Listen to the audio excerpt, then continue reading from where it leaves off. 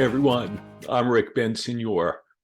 Today is Tuesday, September 6th, and welcome to this week's In the Know Trader show.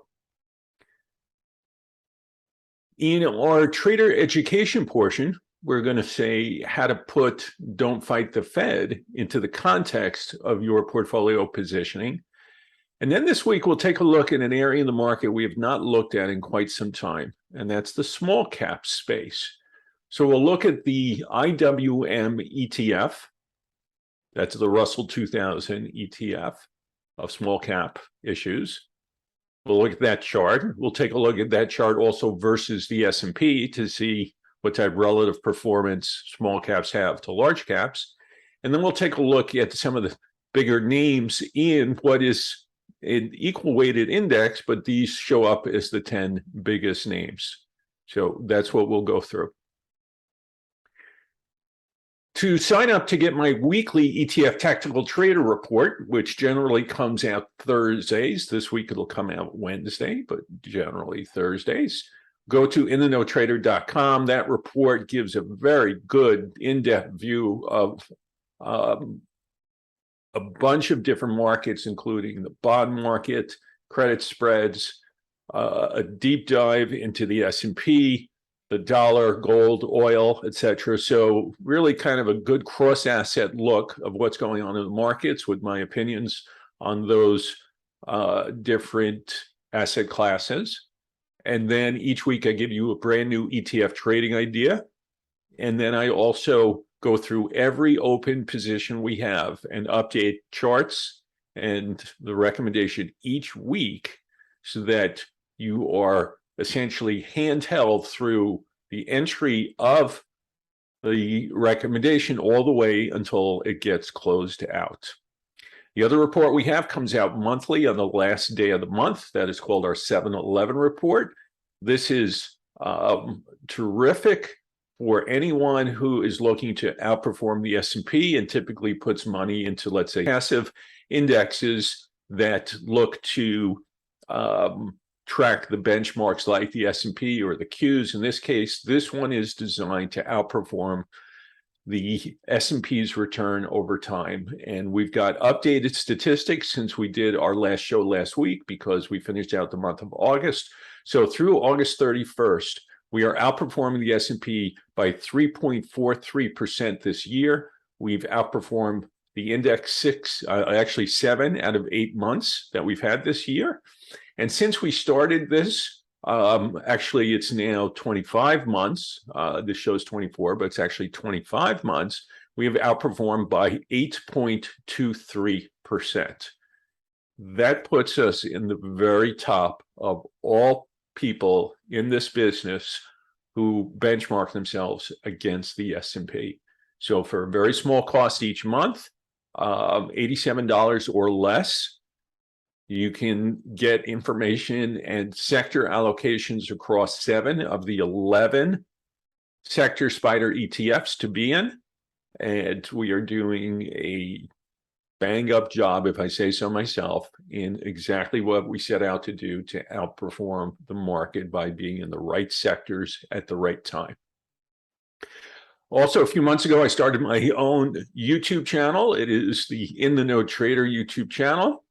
The way you can get there and sign up and be subscribed to the channel so that each time I put out a video, you get some type of notification too, is go to youtube.com/inthenowtrader and sign up to follow my channel. And then also my Twitter handle is In the Know Trader.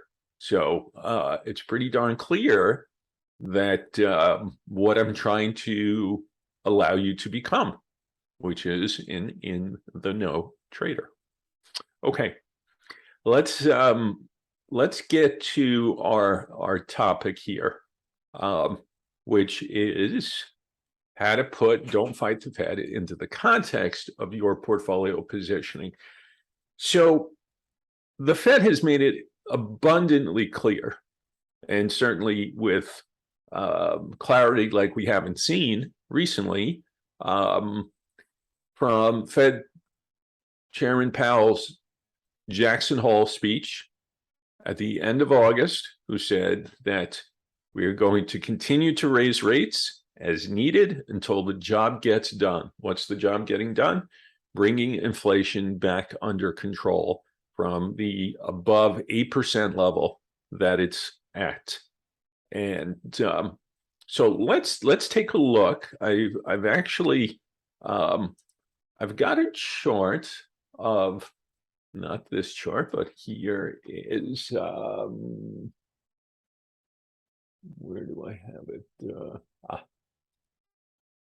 So here's a chart I put together of going back. Let's bring this up here so we can get the dates in. So in the last 13 years, since Fed Chairman Bernanke was at the helm and started the quantitative easing that we saw at kind of in March of 2009, when the S&P made its low for the financial crisis that really started, kind of the market had peaked in October of 2007 and had a bad 2008 and early 2009. And then in March, he started the quantitative easing, essentially putting money back into the system in significant leaps and bounds in order to stimulate the economy. And you saw this move from 2009 to 2016, where the market made substantial gains. The S&P went from, what was it, 666, all the way up to just over, well, let's call it 2,100 and change. So a tripling of the market. And then the market got so ahead of itself and so strong, and the economy was so strong, that from 2016 to 2019, the Fed actually needed to raise interest rates in order to, in some way, try to cool down the economy that had grown even bigger than the Fed had intended it to do. So they raised interest rates. And during that period, that 3-year period, or actually, I guess we'll call it a 4-year period, 16, 17, 18, and 19, the market still was able to move higher, but with the late 2018 sell-off. And then we had the COVID sell-off in 2020. And once again, the Fed needed to stimulate the economy. So they brought interest rates back down, and the market more than doubled into this year, where once again, they've needed to raise rates, and we've seen the market pull back. So if we look at the last time the Fed needed to raise rates, which was 2016, and we look at what the market did, the market moved higher.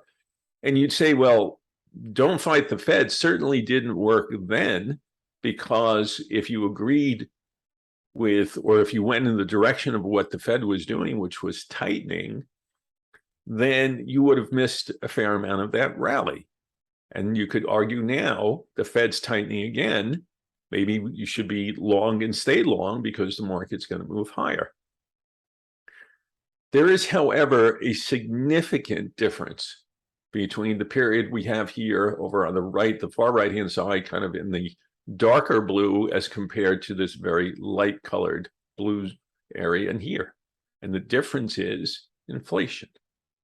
Inflation is out of control now, which the Fed has allowed, kind of by mistake, but the amount that they had to fuel the economy, and all central banks across the world did because of COVID, essentially, again, overshot what they would have wanted to see, and they created rampant inflation.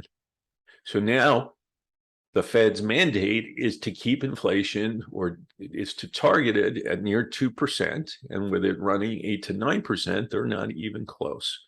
So at the Jackson Hole statement, Fed chairman said, we're going to do what it takes for as long as it takes until the job gets done.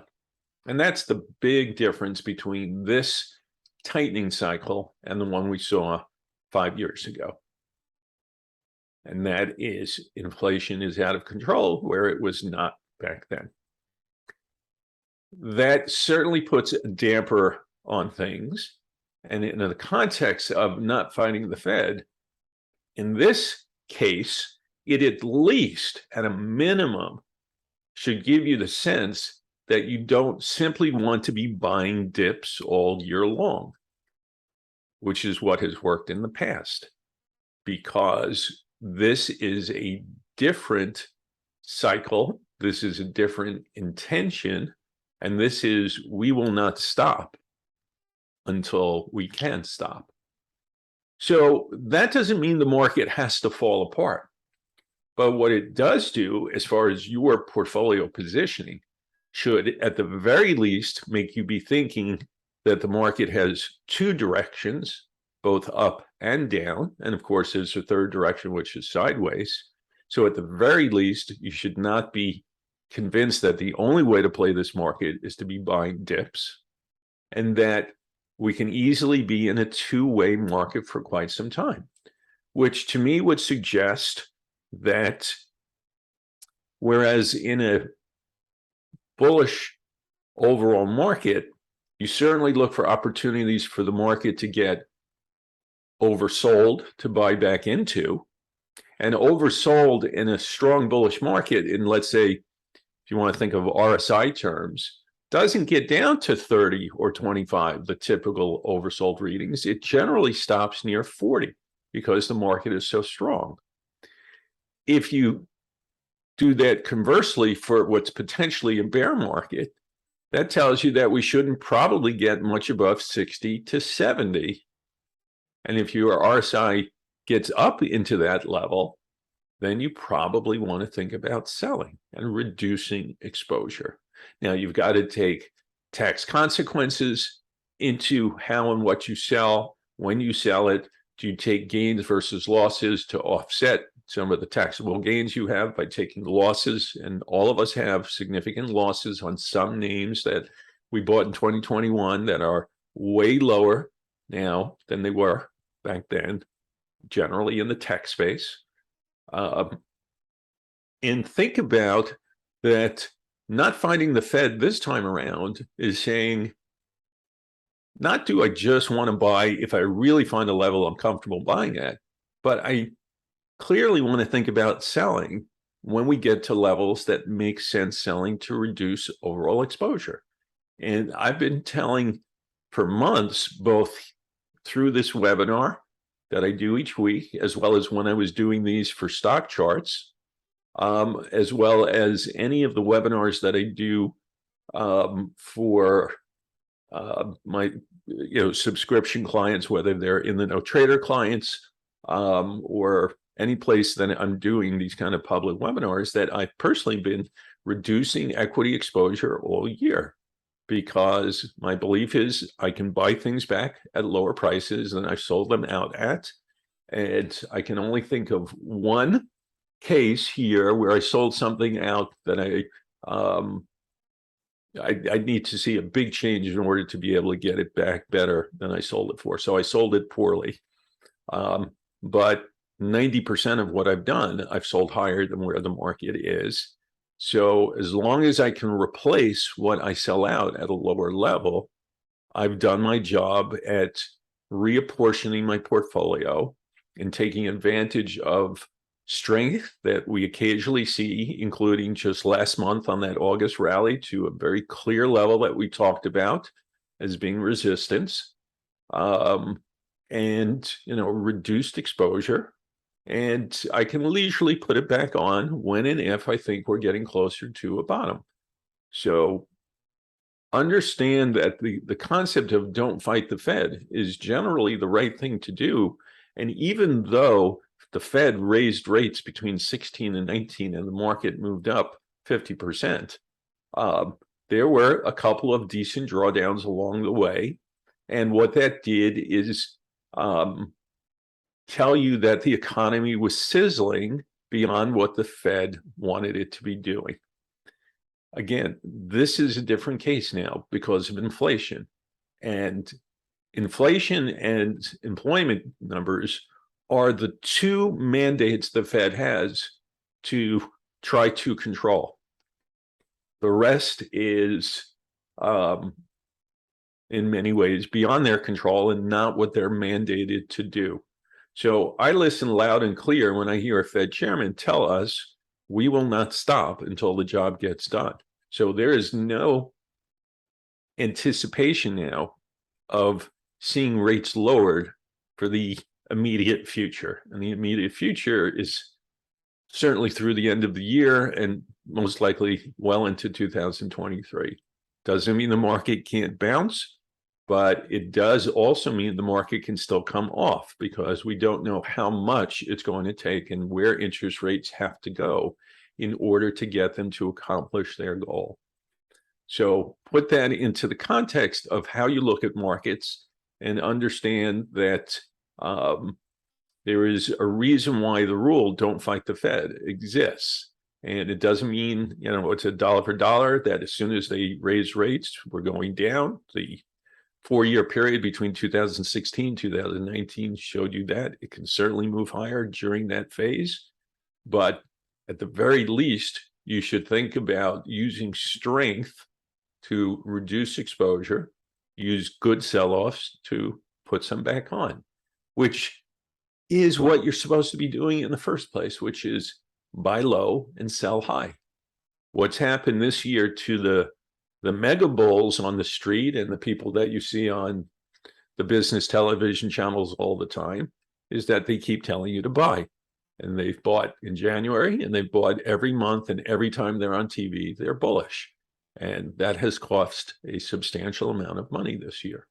So I'm not saying there aren't times to buy, but there are also times to sell. And you want to be thinking about that throughout this entire Fed cycle, where Fed funds rates could easily get to over 4% from the current kind of 3.25 area they're in, and look for things to potentially get worse over the next few months. Maybe we get a year-end rally, towards the end of the year. But I would think that September and October are not likely going to be real good, strong months. And you can even look at this monthly chart of the S&P and see the spike last month, right? So we opened right here, we ran up, and then we closed on the lows of the month. So that spike high is real rejection of prices up there. You got that sense on the bottom, real rejection of prices. We can certainly stay in here, but no overwhelming reason to really put the pedal to the metal and buy big right now. That's how I think of things. Okay, let's get to some charts and start looking at the small cap space. Oh, I'm sorry, we're already here. All right, so let's go. IWM, Russell 2000, perfect downward channel this year. All right, the high to even the recent high, right, is exactly on the same angle as the lows we saw in January before the bounce, and then the lows that we've made again. Perfect channel. We recently went to the high. We're back kind of in the middle of the range. We're beneath all these cloud levels, which are the shorter term levels. Price action is underneath the cloud. The lagging line, this blue line, is underneath its cloud. Everything points to a downtrend that is still in a downtrend and still in effect. Let's look at IWM against the S&P. How do small caps do against large caps? Well, this year, we had a couple of downside exhaustion signals where small caps have outperformed. But if we go back to where the year started, small is actually beneath large right now. So IWM has underperformed the S&P. But there is some sense of potentially getting, bottoms in here. But right now we have, if I take a horizontal line across this year's two tops, we pretty much have double top and close to a triple bottom. So we're mid-range. There's no particular edge in trying to guess this one right now. But the spiders, I can tell you that the S&P chart looks a lot better than IWM's chart. So if you're going to lead one way, I'd still lean with large cap over small cap. So if I was going to put on index level positions that were long, you would choose the spiders over IWM. If you were looking to get short, you would probably use Qs and IWM because those charts are worse than diamonds and spiders. So that's my take on that. Let's take a look now at the big names. And we're going to start with the one that is showing up as the largest weight in the IWM.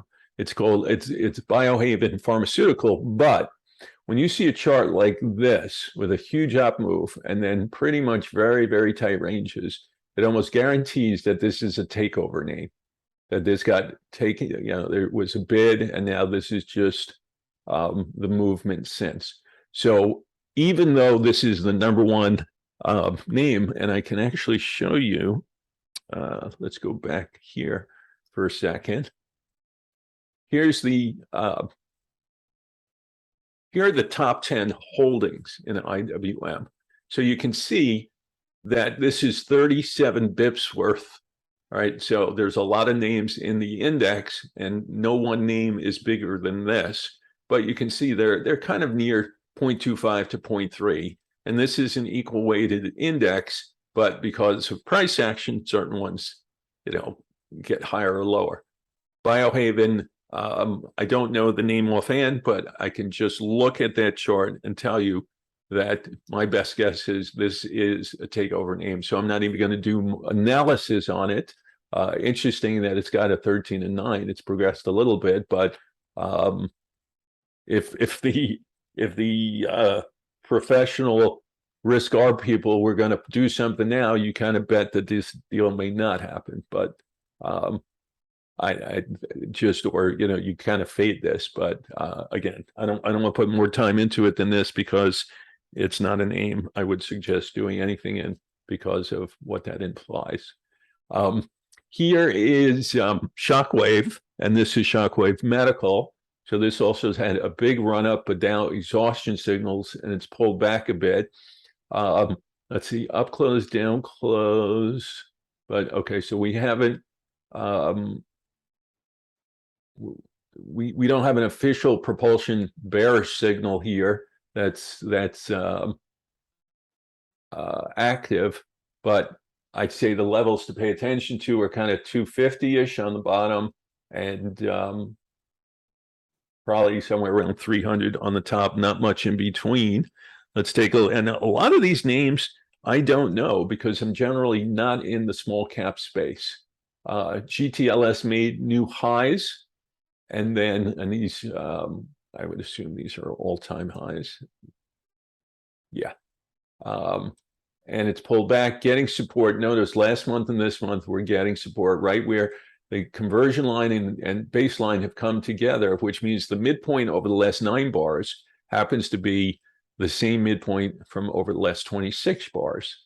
So we are getting some bounce support here. This, let's see, down close. No, didn't get an up close. So this still also does not have a proper break under the 189.64 level. So I'm kind of neutral on this. RBC Bearings, ROLL.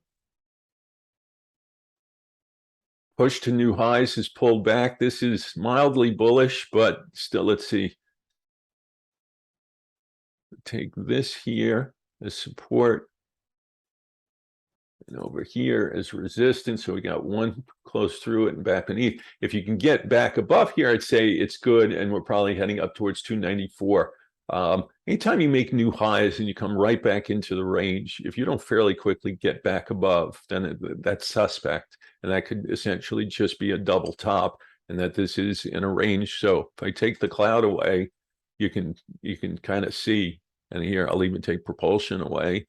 Just take more lines off the chart. You can kind of get the sense here that this needs to prove itself back over that July high from last summer, or this is just coming back down and should test at least 200, where this this breakout came from, if not the bottom of the range. Halozyme Therapeutics, ticker HALO. So kind of same type thing of double top, let's call it right there, versus February 21 highs with an upside exhaustion 13 that's faded. So this could easily finish out its 9 count over the next few weeks. Clearly, we've got support down here, and then which is 32-ish, and then more support down at 26-ish. But I don't have a strong reason to be a buyer now, other than for a quick trade, perhaps. MTDR, Matador Resources. This would be more of a sell to me than a buy. Upside exhaustion signals coordinating. Here you have a modified evening star pattern. Now you've got a 13. You're at the top end of the range. You know, better seller than buyer. Here's the type name that if I have, it's, you know, I don't mind taking some off here. Murphy USA, MUSA. Strong name. Just made new highs, but again, some type of exhaustion signal. This is type thing that maybe you sell. If you own, you lighten up, you sell some at the money or slightly out of the money calls, or you can do even higher out of the monies and just, you know, do small deltas with ones out of the money calls, like go out a month with 20% deltas, and chances are you won't be exercised on those, and you get to collect the premium. So you know, this is a name that kind of suggests that this, from a timing perspective, not a bad idea to think about doing something like that. But generally, one of the best names we've seen, continued uptrend. Each high is higher than the prior one. Each low is above the prior low. So real uptrend. South State Corp, SSB. Kind of mid-range of what we've seen. Nothing special here. Clear resistance north of the upper 80s. We've stopped there multiple times. Here we can't tell yet. This trend line looks like it has broken, so we take that low. Let's see. Yeah, we're dilly-dallying right around here, but the risk is stronger to the downside than what you can likely make on the upside. So you can see that if this falls apart, you get 55-ish down to 50-ish, and if it rallies, you're going to run into resistance again up near 90. So much more risk on the downside than the upside. SAIA, that's the ticker as well as the name of the company. Generally holding support against this TDST line. Couldn't get back above this one. So in a trading range, look, there is a possible head and shoulders pattern here. So we're getting closer to, let's call this level where your neckline is. So 173-ish, if that breaks, you could get a significant decline. So if you're long this name, be careful about that. Just watch it. And the last one is SAIL, which is SailPoint Technologies. And I'm not getting a ticker for it. Okay, so maybe, nope, I don't have it.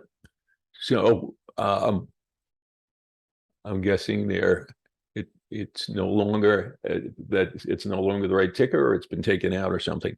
Anyway, that's this week's show. I will be on vacation next week. There will be no show next week. So in 2 weeks, I'll be back. Hope you enjoyed this. I'm Rick Bensignor, and this has been In the Know Trader.